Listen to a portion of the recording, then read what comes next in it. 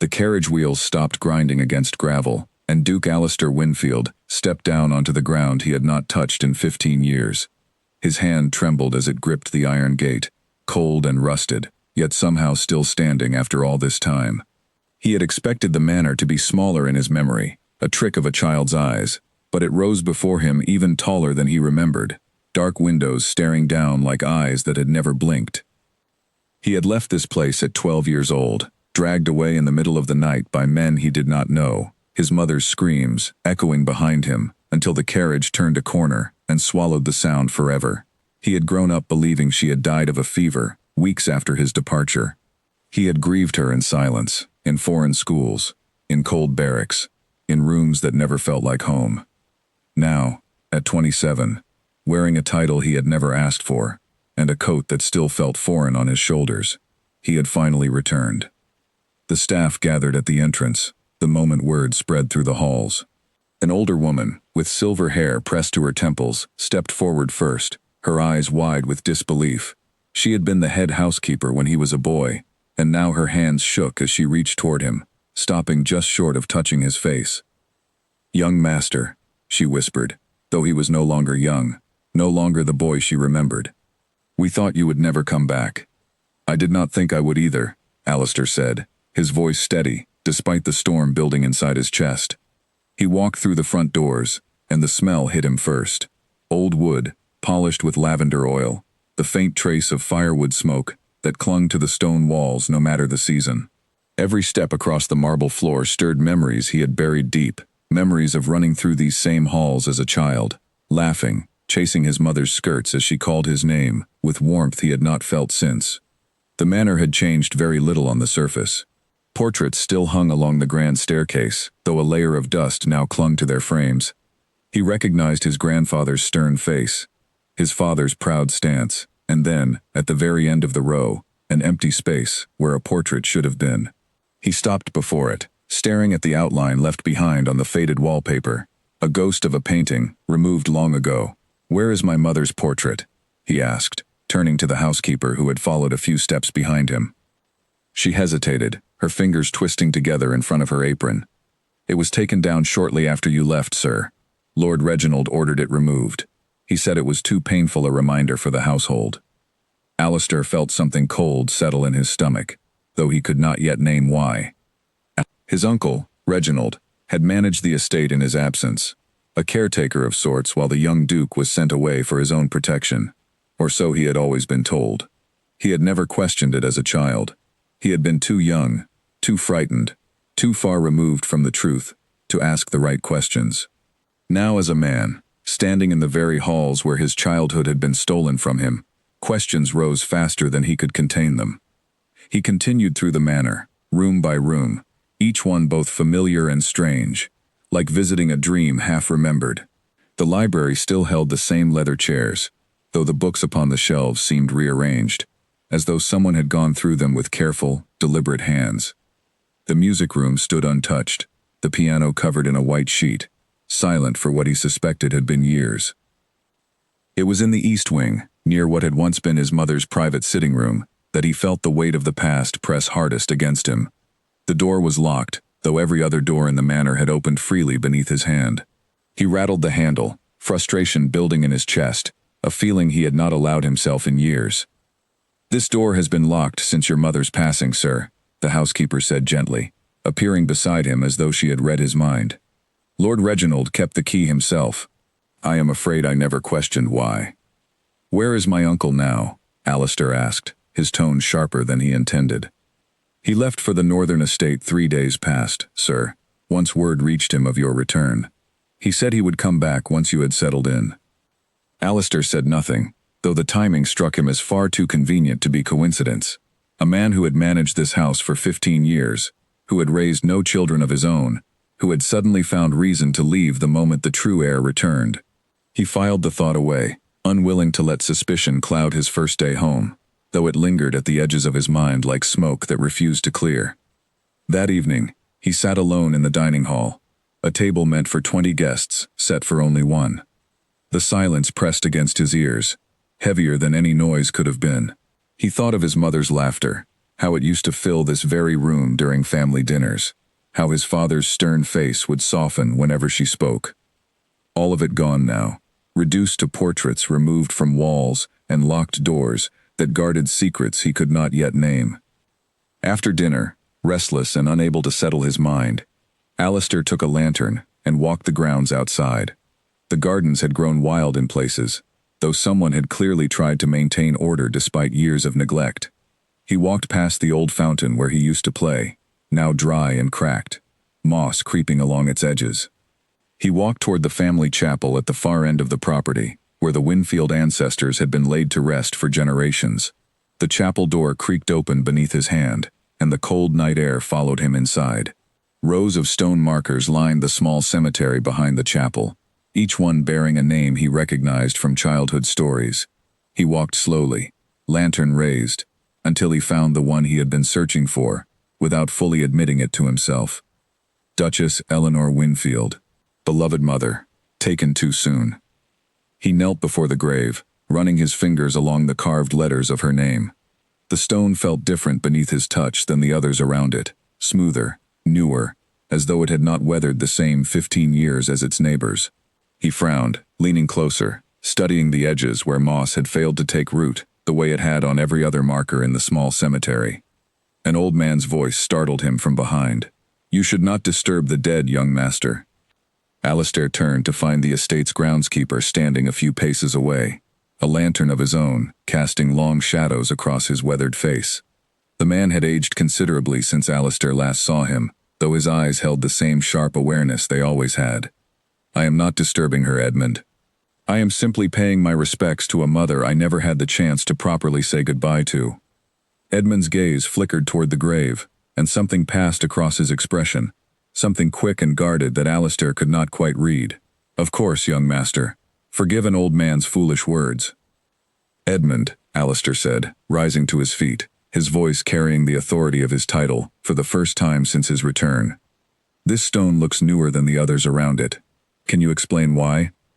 The old groundskeeper's hands tightened around his lantern, his knuckles turning pale in the dim light. "I could not say, sir. Perhaps the stone was simply of better quality than the rest. Or perhaps," Alistair said slowly, watching the man's face carefully, "it was placed here more recently than the others." Edmund said nothing, his silence stretching long enough to answer the question more clearly than words ever could. Alistair felt his pulse quicken, a strange mixture of fear and hope tangling together in his chest. If the stone was newer, if his mother's grave had been altered or replaced at some point during his absence, then perhaps the story he had believed for 15 years was not the truth at all. "Edmund," he said again, softer this time, "if you know something, anything at all, I need you to tell me." The old man's eyes glistened in the lantern light, and for a moment, Alistair thought he might finally speak the truth. But then Edmund shook his head, stepping back into the shadows of the chapel. "I am only a groundskeeper, sir. I tend the gardens and the graves. I know nothing of the matters that concern the family." He turned and walked away before Alistair could press further, disappearing into the darkness beyond the chapel walls. Alistair stood alone among the graves, the lantern flickering weakly in his hand, his mind racing with questions that had no answers yet. He returned to the manor long after midnight, his steps heavy with exhaustion and the weight of unanswered questions. Sleep did not come easily that night. He lay awake in his childhood bedroom, staring at the same ceiling he had stared at as a boy, listening to the same creaks and groans of an old house settling into the night. He thought of his mother's face, the little he could still remember of it, soft and warm, always smiling, despite whatever troubles lay hidden behind her eyes. Somewhere deep within this house, he was certain now, the truth waited to be found, and he would not rest until he uncovered every last piece of it, no matter what it cost him or what secrets his own family had chosen to bury, alongside a grave that felt, more and more with each passing hour, like nothing more than an elaborate lie. The next morning, sunlight streamed through the tall windows of the manor, casting long golden lines across the wooden floors. Alistair woke before the household staff, his mind still turning over the events of the previous night. He dressed quickly and made his way toward the study his father had once used, a room he had avoided entering since his arrival, uncertain of what memories waited behind its heavy oak door. The room remained locked, as the housekeeper had warned, though Alistair noticed something the previous day's grief had blinded him to. The lock itself appeared newer than the door surrounding it, a modern mechanism fitted into an old frame, as though someone had taken great care to ensure this particular room remained sealed from prying eyes. He pressed his palm against the wood, feeling the cool grain beneath his fingers, and made a silent decision. Whatever waited behind this door, whatever his uncle had gone to such lengths to hide, he would find a way inside before the day was through. The manor held its secrets close, but Alistair Winfield had not traveled 15 years and 1,000 miles just to be turned away by a locked door and a groundskeeper's careful silence. He thought again of the gravestone, too smooth, too new, sitting among ancestors who had rested in that same soil for generations untouched. He thought of the missing portrait, the empty space on the wall where his mother's face should have watched over the staircase. He thought of his uncle's convenient absence, timed so perfectly with his own return that it could not possibly be coincidence.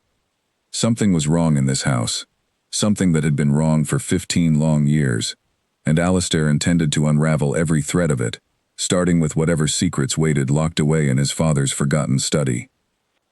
As he stood before that door, his heart pounding, with a mixture of dread and determination, he could not have known just how close he stood to a truth that would shatter everything he believed about his family, his childhood, and the mother he had spent 15 years mourning for a death that may never have happened at all.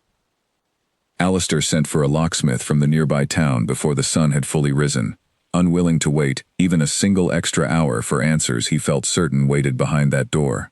The man arrived within 2 hours, a wiry fellow named Nathaniel, who worked with quiet efficiency, his tools clicking softly against the old lock until it finally gave way with a satisfying click. "There you are, Your Grace," Nathaniel said, stepping back and gathering his tools. Whoever fitted this lock wanted to keep something well hidden. It is finer craftsmanship than most doors in a house this size would need. Alistair thanked the man and paid him generously, waiting until he had gone before pushing the heavy door open. Dust hung thick in the air, disturbed for the first time in what felt like years. The study looked exactly as his father must have left it, papers still scattered across the desk, an inkwell long since dried, a chair pushed back, as though its owner had simply stepped away and never returned. He moved through the room slowly, running his fingers along the spines of books that lined the shelves, most of them dealing with estate management, law, and the histories of noble families across the region. Nothing seemed unusual at first glance, nothing that explained why this room had been sealed away so carefully for so long. It was the desk that finally caught his attention. He noticed a slight unevenness along one side of the wood, a seam that did not quite match the rest of the furniture's craftsmanship. He pressed his fingers against it, feeling for any give, any hidden mechanism that might explain the strange discrepancy. After several minutes of careful searching, his fingers found a small latch tucked beneath the desk's edge, nearly invisible unless one knew exactly where to look. The panel released with a soft click, revealing a hidden compartment built into the desk's frame. Inside, wrapped carefully in cloth to protect it from dust and time, lay a bundle of letters, tied together with a faded ribbon. Alistair's hands trembled as he lifted them free, recognizing immediately the handwriting that covered each envelope. It was his mother's hand. Elegant, looping script that he remembered from childhood lessons, when she used to guide his small fingers across paper, teaching him to write his own name for the very first time. He sat down heavily in his father's old chair, the letters clutched against his chest, as though they might disappear if he loosened his grip even slightly. His mind reeled with confusion, for these letters bore dates far later than the year his mother was said to have died. If she had passed away when he was 12, how could these letters exist, addressed in her own hand, dated years after her supposed death? His fingers shook as he untied the ribbon, setting the ivory bow aside with careful reverence. He selected the letter marked with the earliest date and broke the seal, unfolding the paper with hands that had fought battles and signed treaties, yet trembled now like a frightened child's. "My darling Alistair," the letter began, and something in Alistair's chest cracked open at the sight of those two simple words. "If you are reading this, then perhaps enough time has passed for the truth to finally reach you, though I fear the cost of that truth may be greater than either of us can imagine." He read on, his eyes racing across each line, hardly daring to breathe as the words unfolded before him.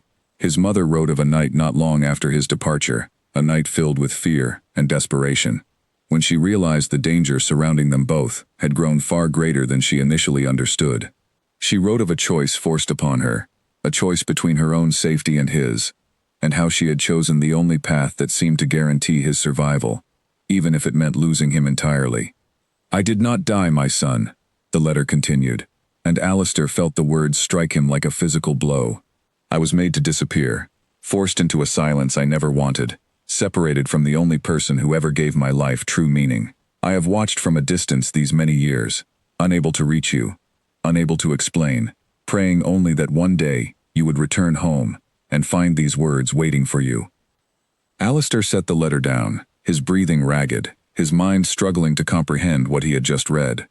His mother was alive, or had been, at the very least, at the time these words were written. 15 years of grief, 15 years of believing he had lost her forever, and now this single letter threatened to unravel everything he thought he understood about his childhood and the events that led to his exile. He reached for the next letter, dated nearly a year after the first, his hands moving with an urgency he could not contain. This one spoke of the loneliness she endured, living under a different name in a place she dared not reveal, even within these private pages, fearful that the letters themselves might one day fall into the wrong hands before reaching him. "Your uncle believes he has won," she wrote in this second letter, and Alistair's blood ran cold at the mention of Reginald. "He believes his lies have buried the truth as deeply as he buried my name from this household. But truth has a way of surviving, my darling boy, even when everything around it seems determined to smother it into silence." Alistair read letter after letter throughout that morning, losing track of time entirely, as the pieces of a story he never knew began forming into a picture far darker than anything he could have imagined. His mother wrote of threats made against his life, should she ever attempt to reveal herself, or reclaim her place within the family.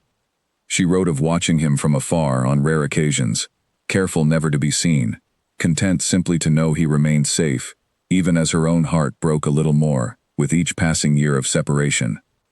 By the time he reached the final letter in the bundle, the sun had shifted considerably across the sky outside the study window, and his mother's most recent words, dated only 2 years prior, filled him with a desperate hope he had not felt in longer than he could remember. "I do not know if you will ever read these words," she wrote in that final letter. "I do not know if I will live long enough to see you again with my own eyes, but if fate is kind, and if you have found your way back to Winfield Manor after all this time, know that I have never stopped loving you, never stopped hoping, and never stopped believing that one day the truth would set us both free from the prison your uncle built around our lives." Alistair pressed the letter against his chest, tears finally breaking free after 15 years of carefully guarded composure. His mother was alive, or had been recently enough to still hold hope for their reunion. Somewhere beyond these walls, beyond the borders of this estate that had held so many secrets, she waited, perhaps still waiting even now, for the son she had sacrificed everything to protect. He gathered the letters carefully, tying the ribbon back into place with trembling fingers, and rose from his father's chair with a new purpose burning inside him. No longer would he simply mourn a mother lost to illness and time. He would find her, wherever she hid, whatever name she now carried, and he would bring her home, no matter what forces had kept them apart for 15 agonizing years. But first, he needed answers about the man responsible for this cruelty, the uncle who had orchestrated a lie so elaborate it had fooled an entire household and convinced a grieving boy that his own mother lay buried beneath a stone too smooth and too new to belong among the ancestors surrounding it. Alistair Winfield walked out of that study a changed man, no longer simply a duke returned home to claim his title, but a son determined to reclaim the mother stolen from him, and a nephew prepared to confront whatever lies his uncle had built upon the foundation of his family's grief. He called the housekeeper to him that same afternoon, the bundle of letters locked safely away in a drawer only he now held the key to. She arrived quickly, her face still carrying the same careful concern she had shown since his return, though something in his expression must have alarmed her, for she paused just inside the doorway. "Your Grace, is something wrong?" "Margaret," he said, using her name for the first time since arriving home, though he remembered it clearly from childhood. I need you to tell me everything you remember about the weeks before my mother's death. Everything, no matter how small it might seem. Margaret's hands twisted together in front of her apron, a nervous habit he had noticed the very first day. It has been many years, Your Grace. My memory of that time grows dim. Please, he said, softening his tone. I am not asking as a duke demanding answers from his staff. I am asking as a son who never had the chance to understand what truly happened to his mother. Something in his voice must have reached her, for her shoulders relaxed slightly, and she stepped further into the room, lowering herself into a chair he gestured toward. Your mother had grown fearful in those final weeks, Your Grace. She kept to her rooms more than usual, and I often heard raised voices between her and your uncle, late into the night, though I could never make out the words clearly enough to understand their argument. What of the illness she supposedly suffered? Did you ever see her sick with your own eyes? Margaret hesitated, her gaze drifting toward the window as though searching her memory for something long buried. I remember a physician visiting the house, a stranger none of us recognized from the village. Lord Reginald brought him personally, and only your uncle was allowed into your mother's chambers during his examinations. It struck me as unusual at the time, though grief has a way of making even strange things feel normal. Alistair leaned forward, his pulse quickening. Did you ever see her body after her passing? Did anyone in this household see her laid to rest with their own eyes? The housekeeper's face paled considerably, and she shook her head slowly, as though only now realizing the significance of the memory she carried. No, Your Grace. The coffin was sealed before it ever reached the chapel.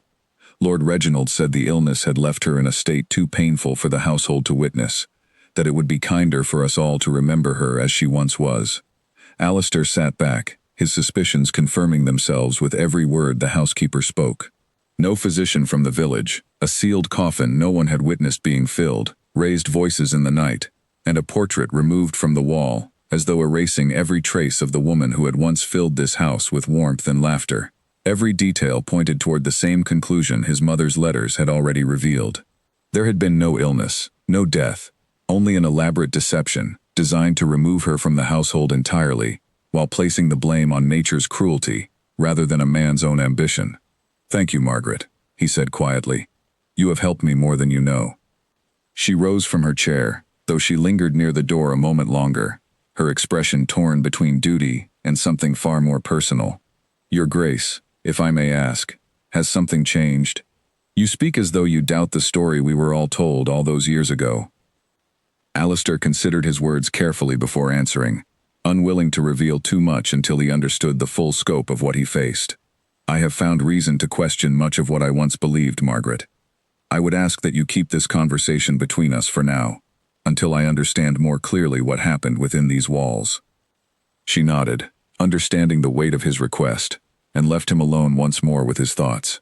Alistair spent the remainder of the afternoon pacing the length of his father's old study, his mind turning over every piece of the puzzle now scattered before him.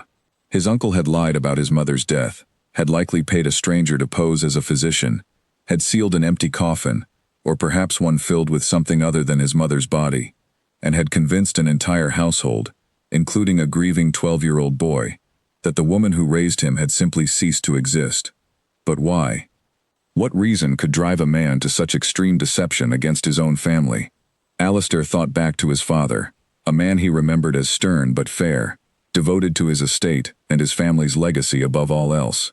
Had his father known of Reginald's deception, or had he too been deceived, perhaps even harmed in some way that led to his own passing, only 3 years after Alistair's exile began? He decided he needed to speak with the solicitor who had managed the family's legal affairs during those years, a man named Edward Ashford who had served the Winfield family for decades, and would surely possess records and knowledge that might illuminate the truth further. He sent a letter requesting the solicitor's presence at the manor as soon as possible, sealing it with the family crest, before dispatching a rider to deliver it that very evening. As dusk settled over the estate, Alistair found himself once again in his mother's old sitting room, the door no longer locked since he had ordered it opened earlier that day. The room had been left largely untouched, dust covering furniture that once held warmth and life. He walked through slowly, touching the back of a chair where she used to sit, running his fingers along the edge of a writing desk where she must have penned at least some of the letters he now carried so carefully.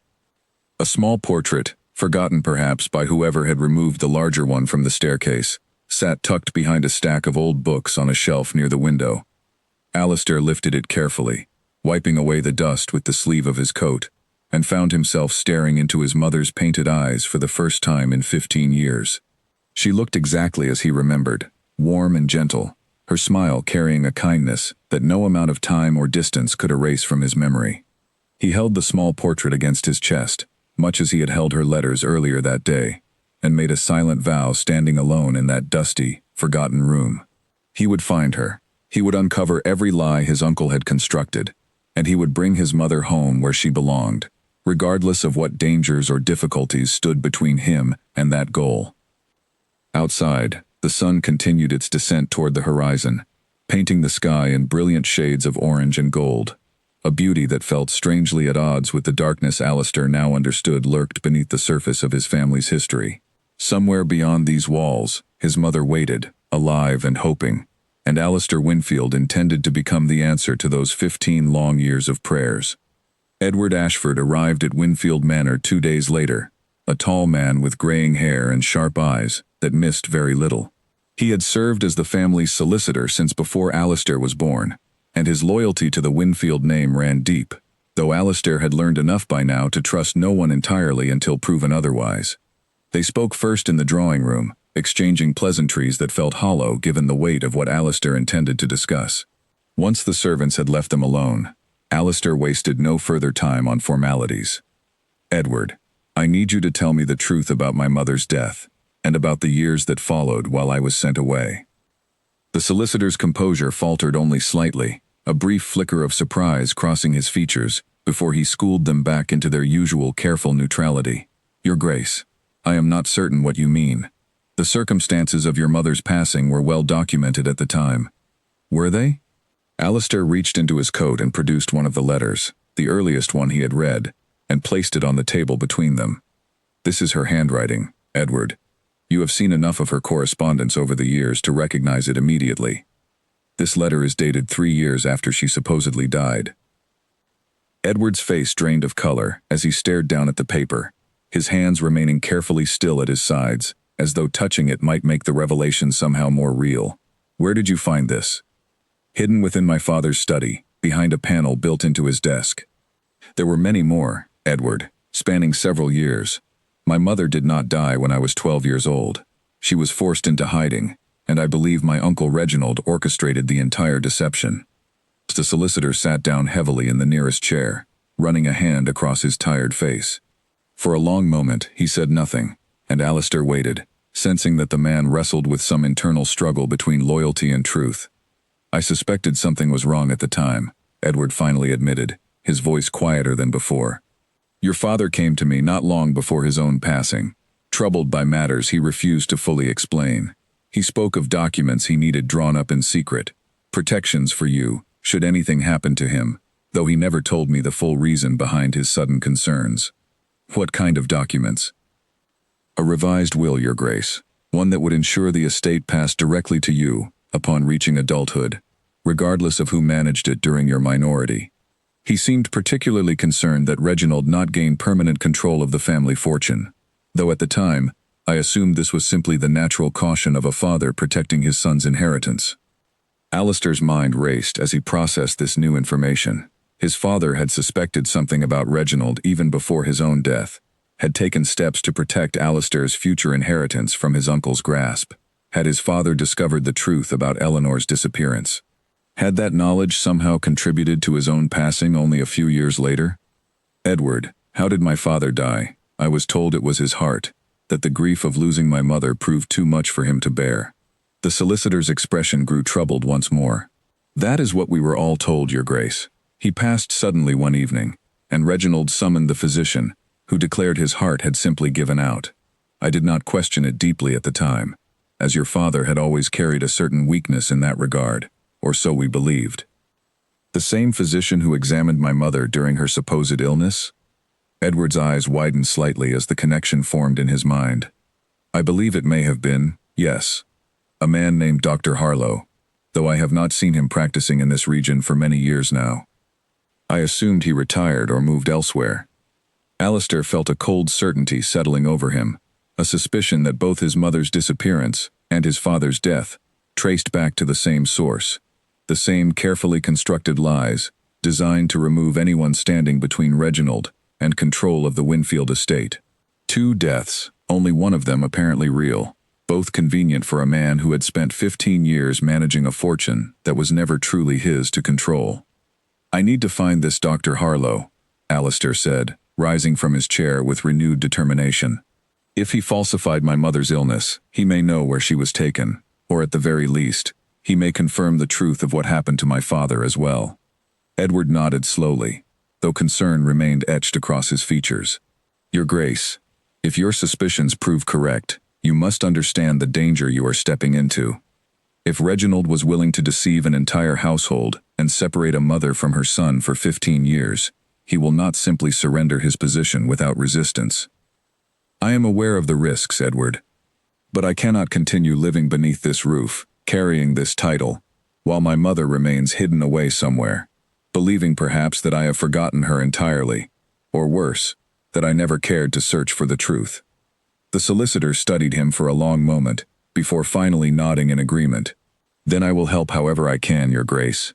I still maintain records from those years, correspondence and documents that might help locate this physician, or provide further clues about your mother's whereabouts. Give me a few days to search through my archives, and I will bring you whatever I find."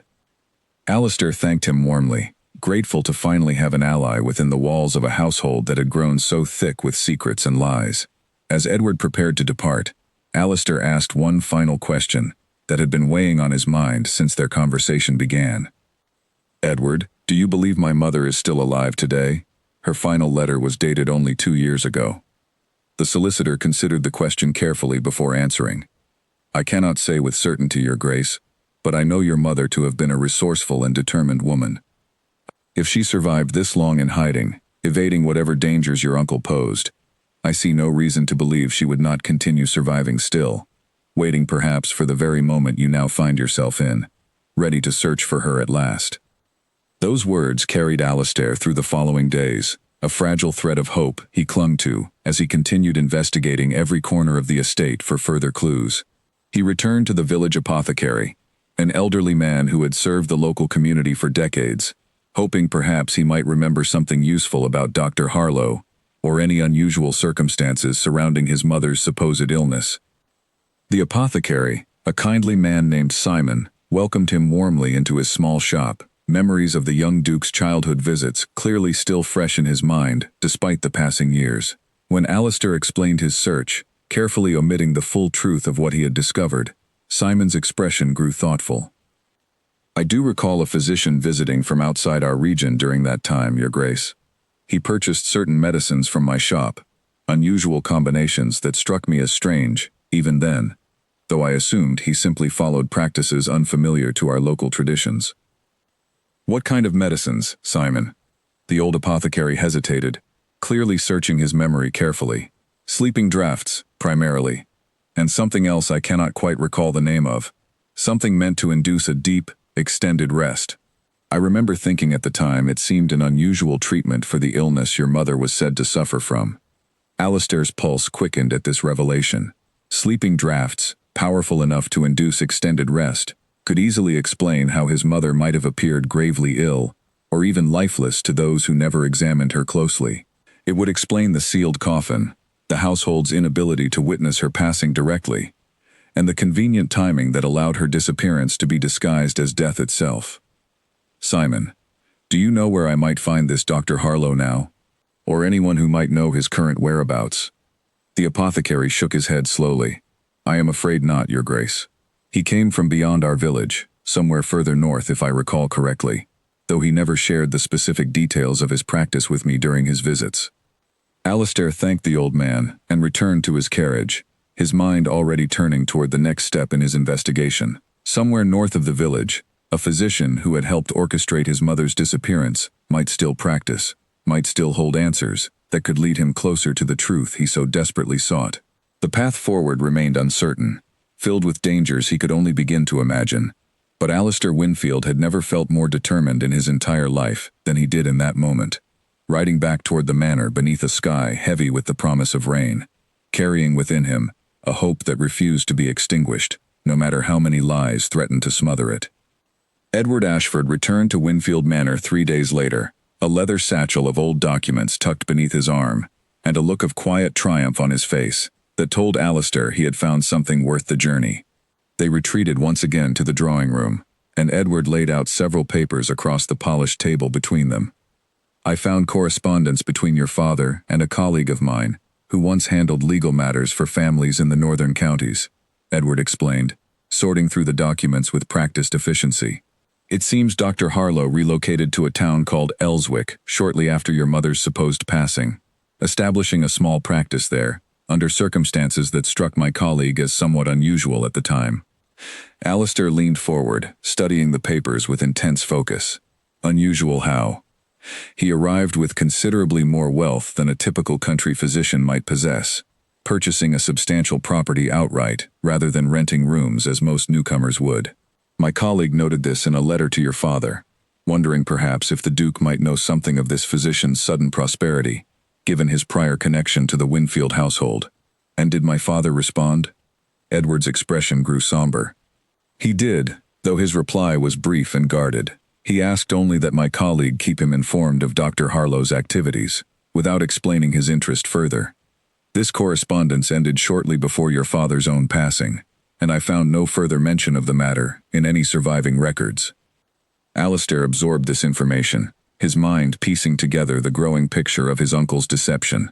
Reginald had clearly paid Dr. Harlow handsomely for his role in the scheme, wealth enough to purchase property outright in a distant town, likely as compensation for helping stage Eleanor's death and disappearance. His father must have grown suspicious of this same connection, perhaps even discovered enough truth to threaten Reginald's carefully constructed lies, which may have led to whatever ultimately caused his own untimely death. Elswick, Alistair repeated, committing the name to memory. How far is this town from here? 2 days' ride to the north, Your Grace, perhaps less, if the weather holds favorable, and you travel with minimal delay. Alistair nodded, already calculating the preparations he would need to make for such a journey. I will leave within the week, Edward. I need you to continue managing affairs here at the manor during my absence, and I ask that you keep this investigation entirely confidential.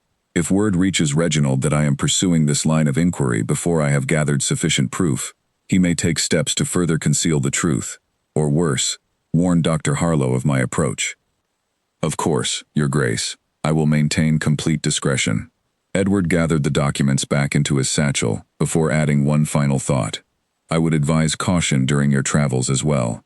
If Reginald has resources enough to have orchestrated such an elaborate deception and maintained it for 15 years, he likely retains connections and influence that could pose a threat, should he learn of your true purpose.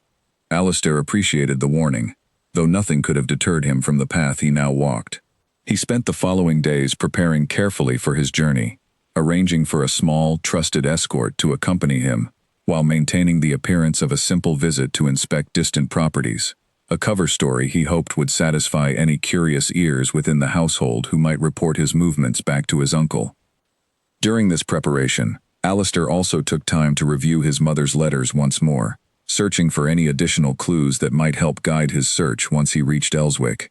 He found himself drawn particularly to a passage in the 4th letter, one he had read quickly before, but now studied with greater care. I have found some measure of peace here, though peace feels a strange word for a life spent hiding from the very family I once called my own, she had written. The kindness of strangers has sustained me through the darkest years, and I have grown accustomed to a simpler existence than the one I once knew. Do not imagine me suffering, my darling boy, though I confess the ache of missing you never fully fades, no matter how many seasons pass. The letter continued with small details, mentions of a garden she tended, of a coastline she could hear from her window at night, of simple pleasures she had discovered in her isolation that brought some measure of comfort despite everything she had lost. Alistair studied these details carefully, hoping they might eventually help narrow the search for her exact location once he confirmed Dr. Harlow's role in her disappearance. A coastline within hearing distance suggested she lived somewhere along the northern shores, perhaps not far from Elswick itself, if the physician had maintained some connection to her whereabouts over the years. Alistair allowed himself a small measure of hope at this realization, understanding that his journey north might bring him closer to his mother's location than he had initially dared to imagine. The night before his departure, Alistair walked once more through the manor's halls, pausing before the empty space on the staircase wall where his mother's portrait should have hung. He made a silent promise to himself, and to her, that he would return not only with the truth about her disappearance, but with her herself, restored to the home and the son who had never stopped needing her, despite 15 years of believing her lost forever.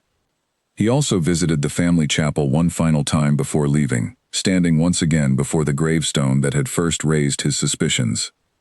In the moonlight, the smooth, newer stone seemed almost to mock him, a monument to a lie that had cost him 15 years with the mother he loved. He knelt briefly, not in mourning this time, but in quiet determination, whispering a promise into the cool night air that he intended to keep no matter the cost. "I am coming for you, Mother," he said softly. "Wherever you are, whatever name you now carry, I will find you, and I will bring you home." The following morning, Alistair departed Winfield Manor with a small escort of trusted men, riding north toward Elswick, and whatever truths awaited him there. The household staff watched him leave with curious expressions, uncertain of the true purpose behind his sudden journey, though Margaret the housekeeper watched with something closer to hope in her eyes, as though she sensed the significance of what her young master now pursued. The journey proved long and demanding, the roads growing rougher as they moved further from the familiar comforts of the Winfield estate. Alistair used the hours in the saddle to turn over every detail of his mother's letters, every piece of information Edward had provided, every fragment of memory from his childhood that might somehow connect to the truth he now chased so relentlessly. He thought often of his father during these long hours of travel, wondering what the man might have discovered before his own passing, wondering if perhaps his father had died, not from a weakened heart, but from the same dangerous knowledge that Alistair now pursued himself. The thought chilled him more than the cold northern wind that whipped across the open countryside, yet it only strengthened his resolve rather than deterring it. By the second day of travel, the landscape began to shift noticeably, rolling hills giving way to rockier terrain, the air carrying a faint salt tang that suggested the coastline his mother had mentioned in her letters lay somewhere not far ahead. Alistair felt a strange mixture of anticipation and dread building within his chest as they drew closer to Elswick, uncertain of what truths and what dangers awaited him in the town where Dr. Harlow had rebuilt his life, using wealth earned through betrayal and deception. As the sun began setting on the second day of their journey, the small party finally spotted the town of Elswick rising in the distance, nestled against the northern coastline, exactly as Alistair had imagined from his mother's descriptions. Somewhere within that town, or perhaps somewhere nearby along that same coastline, the truth about his mother's disappearance waited to be uncovered, and Alistair Winfield had never felt more prepared to face whatever revelations lay ahead of him. Elswick proved smaller than Alistair had expected, a quiet fishing town with narrow streets winding down toward a harbor filled with modest boats bobbing gently against the evening tide. He instructed his escort to remain at the local inn while he ventured alone into the town, unwilling to draw unnecessary attention with a large party of riders that might alert Dr. Harlow before he had the chance to properly investigate. He introduced himself simply as a traveler seeking medical consultation, a common enough request that raised no suspicion among the townspeople he questioned. It took only a few careful inquiries before he learned the location of Dr. Harlow's practice, a modest but well-maintained building near the edge of town, closer to the coastline than the main village square. Alistair approached the building the following morning, his heart pounding with anticipation as he prepared to finally confront the man who had played such a crucial role in his mother's disappearance. A young woman answered the door, introducing herself as the doctor's assistant, and led him into a small waiting room while she fetched her employer. Dr. Harlow appeared moments later, an older man with thinning gray hair and tired eyes that widened slightly upon seeing his visitor's face. Alistair wondered if the physician recognized some resemblance to the family he had once served, though the man's expression quickly settled back into professional composure. "Good morning, sir. I understand you are seeking consultation. How might I assist you today?" Alistair studied the man carefully before responding, deciding in that moment to abandon his careful pretense in favor of direct confrontation. My name is Alistair Winfield, Dr. Harlow. I believe you once treated my mother, Duchess Eleanor Winfield, during the final weeks before her supposed death 15 years ago. The color drained rapidly from the physician's face, his hands beginning to tremble as he gripped the back of a nearby chair for support. I do not know what you speak of, sir. I have never treated anyone by that name. Please, Dr. Harlow, Alistair said, keeping his voice calm despite the urgency building within him. I have found letters written in my mother's own hand, dated years after her death was declared. I know she did not die of illness as we were all told. I know sleeping draughts were involved, purchased from an apothecary in our village during the very weeks you claimed to treat her failing health. The physician sank into the nearest chair, his composure crumbling entirely beneath the weight of Alistair's knowledge. You must understand, Your Grace, I was given little choice in the matter. Your uncle offered wealth beyond anything I could have earned through legitimate practice, but he also made certain threats against my own family, should I refuse his request or ever speak of what truly occurred.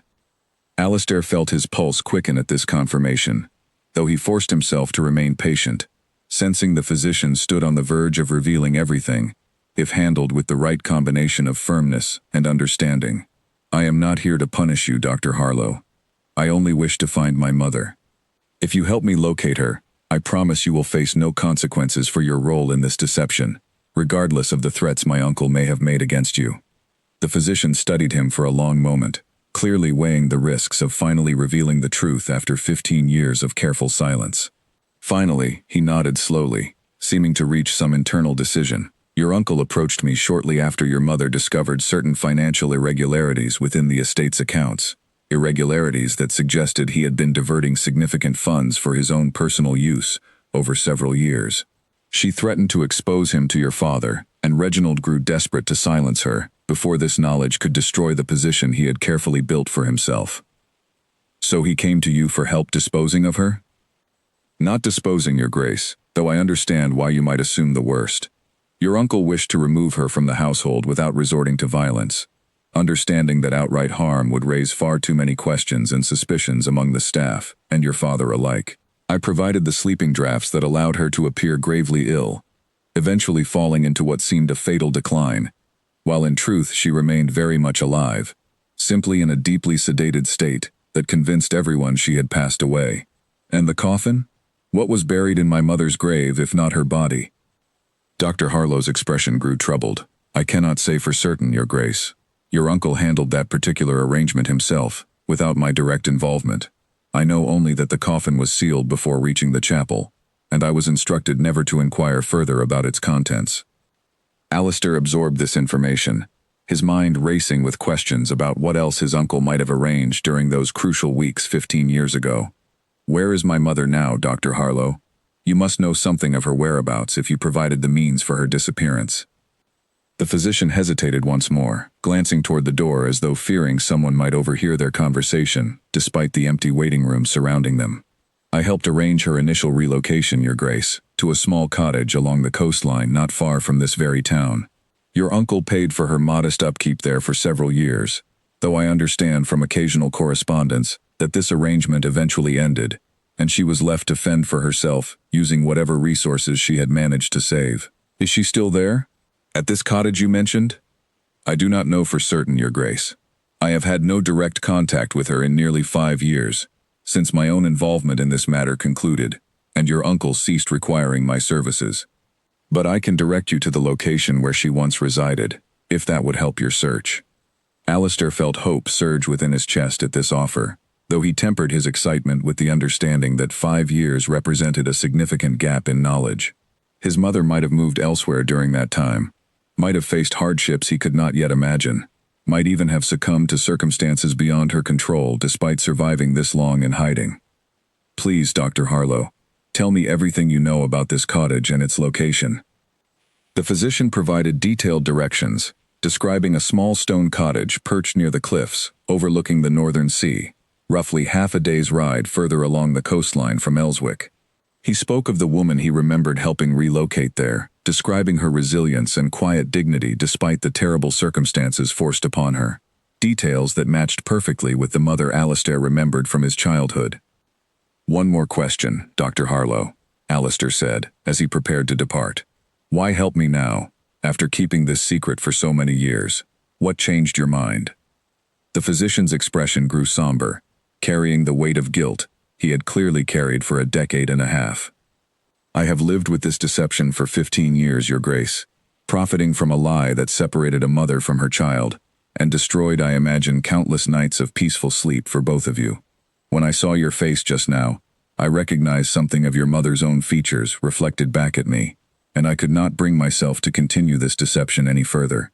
Perhaps this confession offers some small measure of redemption for the role I played in your family's suffering. Alistair thanked the physician, though he could not fully forgive the years of pain his actions had caused, understanding at the same time that Reginald bore the greater responsibility for orchestrating this entire scheme. He returned to the inn, where his escort waited, his mind already calculating the journey ahead, half a day's ride further along a coastline that might finally lead him to the mother he had spent 15 years believing lost forever. That evening, as he prepared for the final leg of his journey, Alistair penned a brief letter to Edward Ashford, back at Winfield Manor, informing him of the confession he had secured from Dr. Harlow and the location he now intended to pursue. He sealed the letter carefully and arranged for its delivery, understanding the importance of keeping his solicitor informed should anything prevent his own safe return from this journey into the unknown.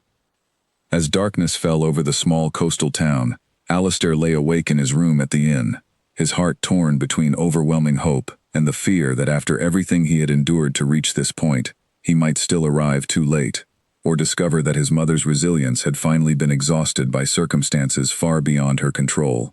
Tomorrow would bring him closer to the truth than he had ever been since that terrible night 15 years ago, when he was torn from his childhood home and everything he had ever known and loved. Alistair departed Elswick at first light, following the coastal road that Dr. Harlow had described, his escort riding close behind, while he kept his eyes fixed on the horizon ahead. The landscape grew increasingly rugged as they traveled, tall grasses bending in the sea wind, rocky cliffs rising and falling alongside the winding path that hugged the shoreline. Every mile brought a fresh wave of emotion, hope tangling with fear in ways he had never experienced even during his years of military service abroad. He had faced difficult circumstances before, had learned to control his emotions through discipline and training, yet nothing had prepared him for the uncertainty of potentially reuniting with a mother he had mourned for 15 years. By midday, they reached a small fork in the road, where a weathered signpost pointed toward a narrow path, leading closer to the cliffs. Alistair recognized the description Dr. Harlow had provided, and directed his escort to wait at a safe distance, while he continued alone, wanting this potential reunion to unfold, without an audience of strangers watching his most vulnerable moment.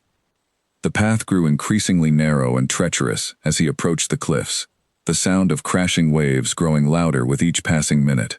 Finally, rounding a bend in the rocky terrain, he spotted it, a small stone cottage, exactly as described, weathered by years of coastal wind and salt spray, yet clearly maintained with careful attention, despite its isolated and humble circumstances.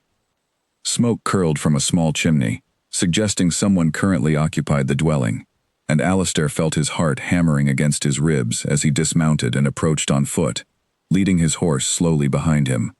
A small garden grew alongside the cottage, herbs and vegetables planted in neat rows, tended with obvious care and patience. He tied his horse to a nearby post and stood for a long moment before the cottage door, gathering the courage to knock, uncertain of what awaited him on the other side.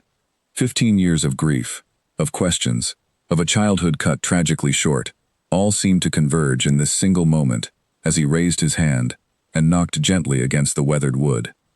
Several long seconds passed before he heard movement inside, footsteps approaching slowly, cautiously, as though whoever dwelt within had learned through hard experience to be wary of unexpected visitors.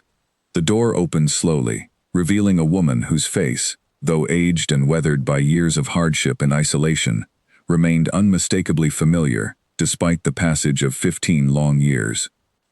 Eleanor Winfield stood before her son, her eyes widening with a shock so profound that she nearly stumbled backward, one hand flying to cover her mouth as tears immediately welled in her eyes. She stared at him, as though unable to trust her own vision, as though 15 years of hoping and praying had finally manifested into something almost too precious to believe real. "Alistair," she whispered, his name barely audible above the sound of the crashing waves below the cliffs. "Is it truly you?" "Mother," he managed, his own composed exterior finally shattering entirely, as tears streamed freely down his face. "I found your letters. I came as quickly as I could." Eleanor closed the distance between them in an instant, her arms wrapping around her son with a desperate strength that belied her small frame. Alistair held her tightly, breathing in a scent that somehow still reminded him of childhood, of comfort, of the mother he had never truly stopped needing despite 15 years of forced separation. They stood embracing for what felt like an eternity, neither willing to release the other, as though fearing this reunion might prove nothing more than a cruel dream that would dissolve the moment they let go. Finally, Eleanor pulled back slightly, cupping her son's face between her weathered hands, studying him with wonder, as though committing every feature to memory once again. "Look at you," she said softly, her voice thick with emotion. "You have grown into such a fine man. I have missed so much, so many years I can never reclaim." "We have time now, Mother," Alistair said, though even as he spoke the words, he understood the deeper truth, that some losses could never be fully compensated. That 15 years of shared moments, of birthdays and celebrations and simple everyday conversations, remained forever lost to them both. Eleanor led him inside the small cottage, a humble but clean space that reflected the same careful dignity he remembered from her presence at Winfield Manor, even reduced to such modest circumstances.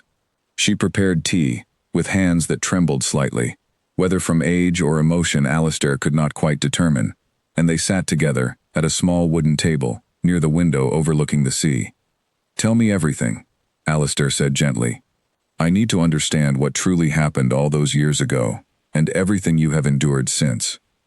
Eleanor took a steadying breath before beginning her account, her eyes occasionally drifting toward the window, as though the memories she recounted played out somewhere across the water before them. "Your uncle discovered I had found evidence of his embezzlement from the estate accounts, funds he had been quietly diverting for several years to fund his own private ambitions, beyond what the family fortune legitimately allowed him.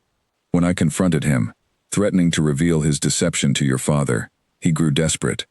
Dr. Harlow told me something similar," Alistair confirmed. "He said Reginald offered him wealth in exchange for helping stage your death."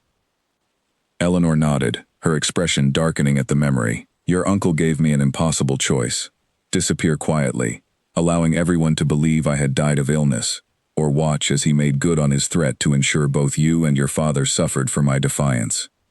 I did not know what exactly he intended by that threat, whether it meant physical harm or simply the destruction of your father's reputation through fabricated scandals, but I could not risk finding out. I chose the path that seemed safest for you both, even though it meant losing everything I held dear. Why did he send me away as well? If you had already agreed to disappear, why exile me too?" Eleanor's expression grew pained. "I believe he feared that as you grew older, you might begin asking questions he could not adequately answer, particularly if you retained clear memories of our life together before my supposed death. Sending you away to schools abroad ensured you grew up disconnected from the household, unable to notice inconsistencies that a curious child raised within these walls might eventually uncover." Alistair absorbed this explanation, understanding now the calculated cruelty behind decisions he had once believed stemmed from grief and necessity, rather than deliberate manipulation. What of father? Dr. Harlow mentioned Reginald may have been involved in his death as well.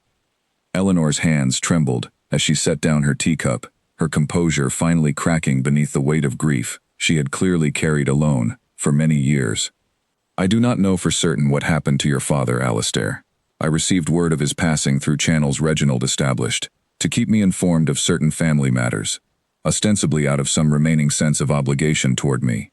But I have always suspected foul play, particularly given the timing, so soon after he began his own private inquiries into irregularities within the estate." "You believe Reginald killed him?" "I cannot prove it," Eleanor admitted softly.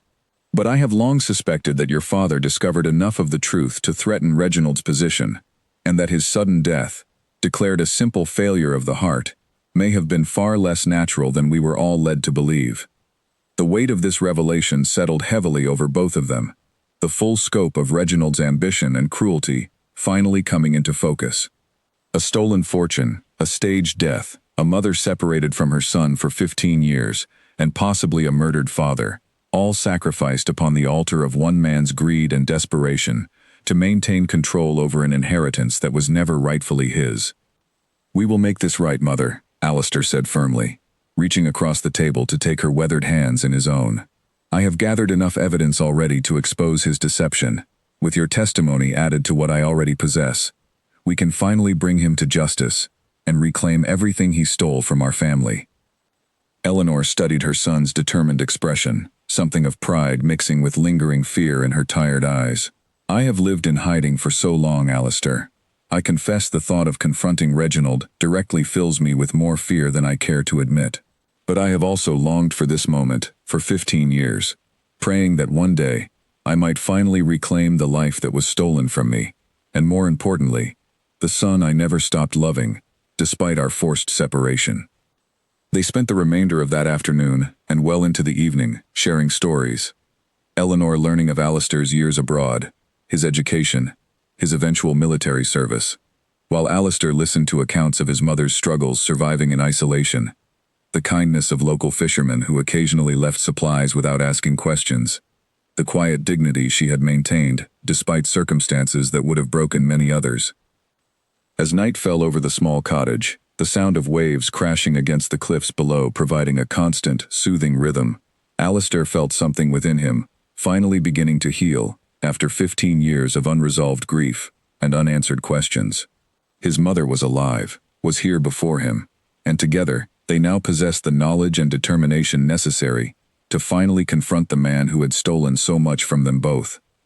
Tomorrow would bring new challenges, the difficult task of returning to Winfield Manor and exposing Reginald's deception before the household and the wider community that had believed his lies for 15 long years.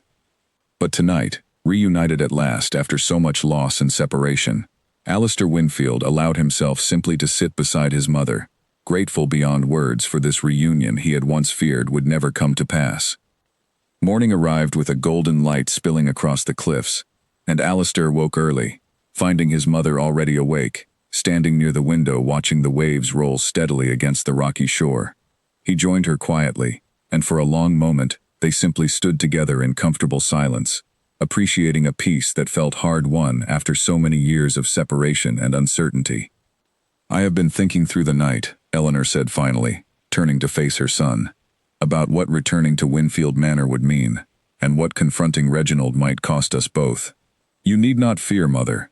I will ensure your safety throughout this process. I have already gathered substantial evidence, and Edward Ashford remains a trusted ally within the household who can help us navigate the legal complexities of exposing Reginald's crimes." Eleanor nodded slowly, though worry still lingered in her expression. "It is not only my own safety that concerns me, Alistair. Reginald has held power over this family for 15 years. He will not surrender that power easily, and I fear what lengths he might go to in order to protect himself once he learns we intend to expose him."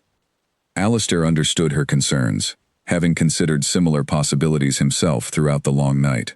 "We will proceed carefully, Mother. I propose we return to the manor together, but we do so with proper preparation, ensuring we have gathered all necessary evidence and secured appropriate support before directly confronting him.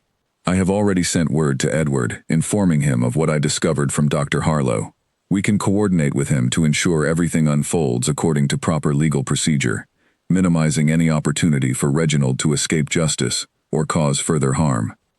They spent the following 2 days preparing carefully for their return journey, Eleanor gathering what few possessions she wished to bring, while Alistair sent additional correspondence to Edward, outlining a careful plan for how they might proceed once back at Winfield Manor. He requested that Edward quietly gather the household staff's testimonies regarding the suspicious circumstances surrounding Eleanor's supposed death, while also reaching out discreetly to the appropriate legal authorities who could formally investigate Reginald's embezzlement and potential involvement in his brother's death. On the morning of their departure, Eleanor stood once more at the cottage door, looking back at the humble dwelling that had sheltered her for so many difficult years. "This place kept me alive when I had nothing else," she said softly. "I owe it a measure of gratitude, even as I welcome leaving it behind forever. Alistair helped his mother onto a horse he had arranged for her use, and together with his small escort, they began the long journey back toward Winfield Manor.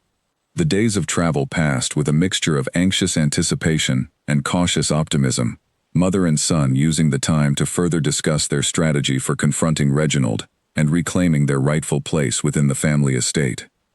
Eleanor shared additional details during these travels, memories of specific documents she had once seen among Reginald's private papers before her forced disappearance, records that might still exist somewhere within the estate if he had not destroyed them entirely. She recalled figures, dates, and account names that could prove invaluable in demonstrating the full scope of his embezzlement to any investigating authorities. He kept meticulous records of his own schemes, Eleanor explained as they rode. I believe his pride made him careless in that regard. He wanted proof of his own cleverness, evidence he could review privately, to remind himself of how thoroughly he had outmaneuvered your father and everyone else who might have questioned his management of the estate. If such records still exist, they could prove invaluable, Alistair agreed. Combined with Dr. Harlow's confession and your own testimony, we would possess more than enough evidence to ensure Reginald faces full accountability for everything he has done. As they drew closer to Winfield Manor on the final day of their journey, Alistair noticed his mother, growing increasingly tense, her hands gripping the reins tightly as familiar landmarks began appearing along the roadside. He understood the weight of what she faced, returning after 15 years to the very household where she had been so cruelly betrayed and separated from everything she loved. You need not fear, mother, he said gently, riding close beside her. Whatever happens, I will ensure you are protected. You will never again face the dangers and hardships you have endured these past 15 years. Eleanor offered him a grateful smile, though tension remained evident in her posture. I trust you completely, my son. It is simply strange, returning to a place that once represented everything good in my life, only to know now that the same walls sheltered such profound betrayal and deception. They arrived at Winfield Manor as afternoon shadows lengthened across the estate grounds, and Alistair had arranged in advance for their arrival, to remain discreet, avoiding the household staff's notice, until Edward could be properly informed and prepared. They entered through a side entrance Alistair remembered from childhood explorations, making their way quietly toward the study where Edward waited, having received word of their impending arrival through Alistair's earlier correspondence. Edward's reaction upon seeing Eleanor proved immediate and profound, the solicitor rising quickly from his chair, his professional composure momentarily abandoned in favor of genuine astonishment and emotion. Your Grace, he said, addressing Eleanor with the proper title she had been denied for 15 years. I cannot express how relieved I am to see you alive and well after everything that has occurred. Thank you, Edward, Eleanor replied warmly, clearly remembering the solicitor fondly from years before her disappearance. Your continued loyalty to my son means more than I can properly express. They settled into careful discussion, Edward sharing updates on his own investigation, while Eleanor and Alistair provided additional details that helped complete the picture of Reginald's 15-year deception. Edward confirmed that he had quietly gathered testimonies from several household staff members, including Margaret and old Edmund the groundskeeper, both of whom had provided statements confirming the suspicious circumstances surrounding Eleanor's supposed death and burial. I have also reached out discreetly to the regional magistrate, Edward explained, a man I trust implicitly, who has agreed to review our evidence privately before any formal action is taken. Given the seriousness of these allegations, involving both embezzlement and potentially your father's suspicious death, he wishes to ensure our case remains thoroughly documented before proceeding with any public confrontation.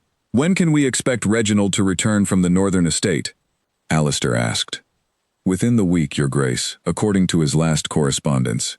I would suggest we use this time wisely, gathering whatever additional evidence remains within the manor itself, particularly the private records your mother mentioned regarding his financial schemes. That evening, with the household staff sworn to secrecy regarding Eleanor's return, mother and son searched together through areas of the manor Reginald had once claimed as his private domain during his years managing the estate. They discovered a hidden safe within his personal quarters, and after some careful effort, managed to open it using tools Edward procured from a locksmith sworn to confidentiality.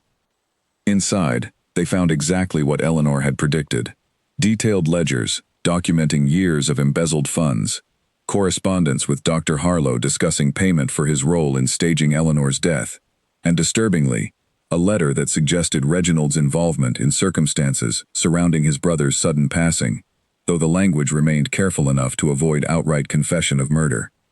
"This is more than enough," Edward said, reviewing the documents with growing satisfaction, despite the grim nature of what they revealed.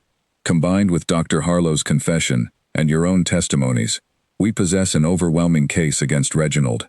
The magistrate will have no choice but to pursue full prosecution once presented with this evidence." Alistair felt a profound sense of relief, mixed with lingering anger, as he reviewed the documents his uncle had so carelessly preserved. Evidence of a betrayal so complete, it had cost his mother 15 years of freedom, and possibly claimed his father's very life. Justice finally seemed within reach, though the coming confrontation would undoubtedly prove difficult for everyone involved. "We must prepare carefully for his return," Eleanor said, studying the documents with a steady determination that had clearly been forged through 15 years of quiet survival and patient hope. "Reginald will not surrender easily, and we must ensure every precaution is taken to guarantee both justice is served and our safety maintained throughout this process." As the household settled into an uneasy quiet that night, Eleanor finally settled into her old sitting room, now cleaned and restored to some semblance of its former warmth. Alistair joined her there, and together they reviewed the evidence one final time, preparing themselves mentally and emotionally for the confrontation that awaited them within the coming week.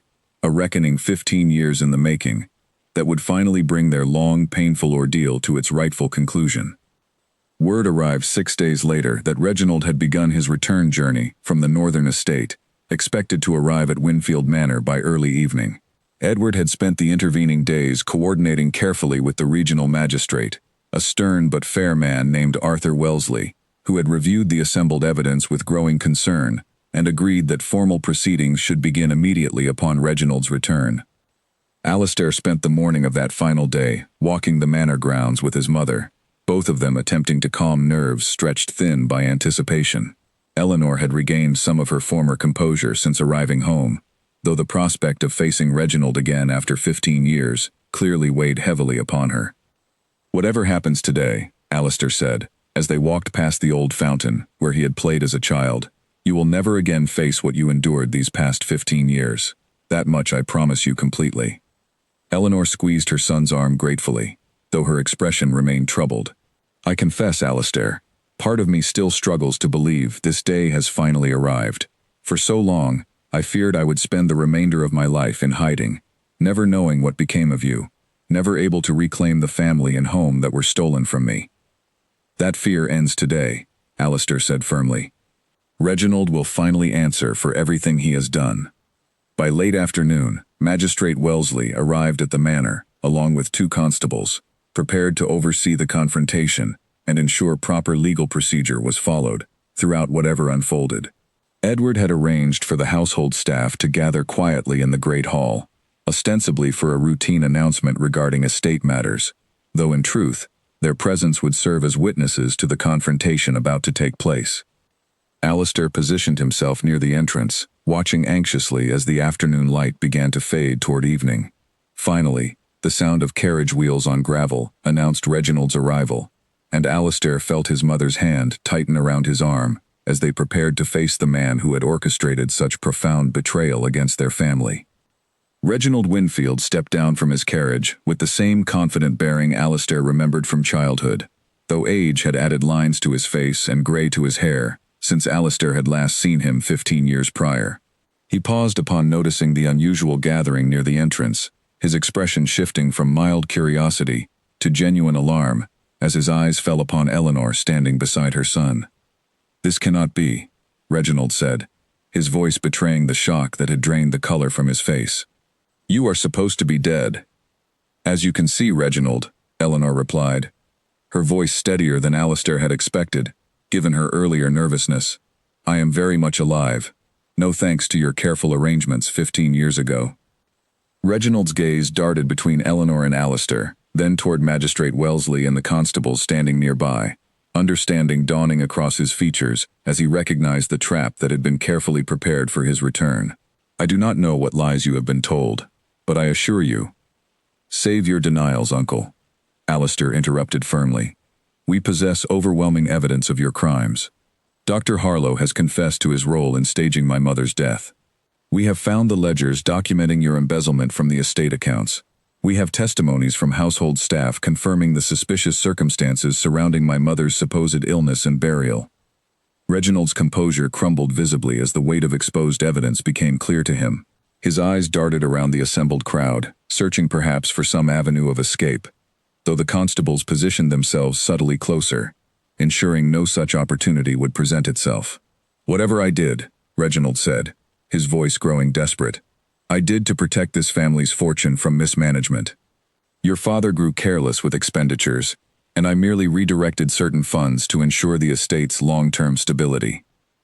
You redirected funds into your own private accounts, Edward interjected, stepping forward with the ledgers in hand. These documents show clearly that the funds you diverted served no purpose beyond your own personal enrichment. There is no evidence whatsoever of estate improvement or stability measures funded through these embezzled sums. Magistrate Wellesley stepped forward at this point, his expression grave and authoritative. Reginald Winfield, you stand accused of embezzlement from the family estate, of conspiring to fake the death of Duchess Eleanor Winfield, and of suspicious circumstances surrounding the death of your own brother, the late Duke Winfield. Given the substantial evidence presented to me over these past several days, I hereby place you under formal arrest, pending full investigation and trial before the appropriate legal authorities.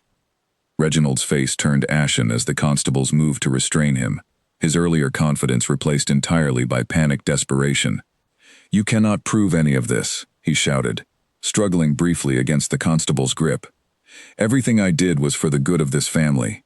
You separated a mother from her son for 15 years, Alistair said, his voice carrying quiet but powerful conviction. You stole an inheritance meant to protect this family's future, and I believe you may have contributed directly to my father's death as well, when he grew too close to discovering your deception. Whatever justification you construct for yourself, nothing changes the profound suffering you caused this family through your greed and ambition. As the constables led Reginald away toward a waiting carriage that would transport him to formal custody, he cast one final glance back toward Eleanor and Alistair, his expression a mixture of defiance and something approaching genuine regret, though whether this regret stemmed from remorse over his actions or simply disappointment at having finally been caught remained uncertain. The household staff who had gathered to witness this confrontation stood in stunned silence as the full truth of their master's uncle finally became clear to them. Margaret stepped forward first, approaching Eleanor, with tears streaming down her weathered face. Your Grace, she said softly, I am so deeply sorry for everything you have endured. If only we had known the truth sooner, perhaps we might have found some way to help. You could not have known, Margaret, Eleanor replied gently, embracing the housekeeper who had served the family so faithfully throughout these difficult years. Reginald's deception was carefully constructed to fool everyone within this household. You bear no blame for what occurred. As evening settled fully over Winfield Manor, the household staff gradually dispersed to their duties, though an unmistakable sense of relief and celebration lingered in the air. The oppressive weight of 15 years of unknowing finally lifted from everyone who called this estate home. Edmund the groundskeeper approached Alistair quietly, as the crowd thinned, his expression carrying a mixture of relief and lingering guilt. Your Grace, I must apologize for my earlier evasiveness when you questioned me about your mother's grave. I suspected something was amiss, but fear of Lord Reginald's retribution kept me silent far longer than my conscience found comfortable. You need not apologize, Edmund, Alistair said kindly. Your caution was understandable, given the circumstances. What matters now is that the truth has finally come to light, and my mother has been restored to her rightful place within this family and household. That evening, as the manor settled into a peace it had not known in 15 long years, Alistair and Eleanor sat together in the drawing room. The weight of justice finally served settling comfortably around them, like a long absent embrace. Edward joined them briefly to confirm that Magistrate Wellesley intended to pursue full prosecution against Reginald, with formal charges expected to be filed within the coming days, once the complete investigation concluded. It is over, Eleanor said softly, staring into the fireplace where flames danced warmly against the gathering darkness outside. 15 years of fear and hiding, finally brought to an end. "It is over," Alistair confirmed, taking his mother's hand gently in his own. "Now we can finally begin rebuilding what was stolen from us, together, as the family we always should have remained." Eleanor smiled at her son, warmth returning fully to her expression, for what felt like the first time in longer than either of them could properly measure. Outside, the stars began emerging across the darkening sky, silent witnesses to a reunion 15 years in the making, and a justice finally served against the man who had sought to destroy everything this family held dear. The weeks that followed brought a steady stream of changes to Winfield Manor, each day marking a small but meaningful step toward reclaiming everything that had been lost during 15 years of deception and separation. Reginald's formal trial proceeded exactly as Magistrate Wellesley had promised, the overwhelming evidence presented before the court, leaving little doubt as to his guilt on every charge brought against him. Dr. Harlow traveled from Elswick to provide his own testimony, confirming under oath the details of Eleanor's staged death and his own reluctant involvement in the scheme. His cooperation, combined with the ledgers documenting years of embezzlement and the household staff's testimonies regarding the suspicious circumstances surrounding Eleanor's supposed passing, proved more than sufficient for the court to reach a swift and decisive verdict. Reginald received a lengthy sentence for his crimes, the full weight of embezzlement and conspiracy charges, ensuring he would spend many years paying for the suffering he had inflicted upon his own family. While the charge regarding his brother's death proved more difficult to prove conclusively, the circumstantial evidence combined with his other confirmed crimes left little doubt in the public's mind regarding his likely involvement in that tragedy as well. Throughout the trial proceedings, Eleanor found herself gradually reclaiming her former identity as Duchess Winfield, the household staff and local community, slowly adjusting to her miraculous return after 15 years believed dead. The initial shock and disbelief that greeted news of her survival gradually transformed into genuine celebration, neighboring families and longtime household friends visiting the manor to welcome her home and express their joy at this unexpected reunion. Alistair commissioned a new portrait of his mother, one that would finally replace the empty space left along the grand staircase, where her image had been removed 15 years prior.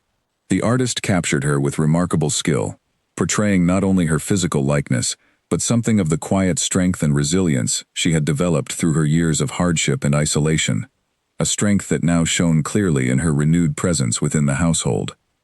The gravestone that had first raised Alistair's suspicions was removed entirely from the family chapel, replaced instead with a small marker acknowledging the truth of what had occurred, a reminder for future generations of the family's history rather than a monument to a lie that had caused such profound suffering. Eleanor insisted on this change herself, wanting the truth preserved rather than erased entirely from the family's story. "We should not hide from what happened," she explained to Alistair one evening as they discussed the memorial's design. "Future generations should understand both the darkness our family endured and the strength required to overcome it. Perhaps knowing our history will help protect against similar betrayals in the future." As months passed, Winfield Manor gradually transformed from a house haunted by secrets and grief into a home once again filled with warmth and genuine happiness. Eleanor took great pleasure in restoring gardens that had grown wild during her absence, working alongside Edmund the groundskeeper who had proven himself deeply loyal despite his earlier hesitation to reveal what he suspected about her supposed death. Margaret remained head housekeeper, her relationship with Eleanor deepening into genuine friendship as they worked together to restore the household's former warmth and hospitality. The music room's piano, silent for so many years beneath its protective sheet, once again filled the manor with melody, as Eleanor rediscovered her love for the instrument she had abandoned during her years in hiding. Alistair found himself settling more comfortably into his role as Duke, no longer burdened by the unanswered questions and lingering grief that had shadowed his return home. With his mother restored to her rightful place, and Reginald's crimes properly exposed and punished, he could finally focus his energy on rebuilding the estate's reputation and ensuring its continued prosperity for future generations. He also found time, as the months progressed, to reconnect with childhood friends and acquaintances throughout the surrounding community, gradually rebuilding social connections that had been severed by his 15-year absence. Among these reconnections, he found himself particularly drawn to Charlotte Ellery, the daughter of a neighboring landowner, whose warm humor and genuine kindness reminded him pleasantly of qualities he had long admired in his own mother. Eleanor watched this budding friendship develop with quiet approval, recognizing in Charlotte's gentle nature the same resilience and grace that had helped herself survive 15 years of hardship and isolation.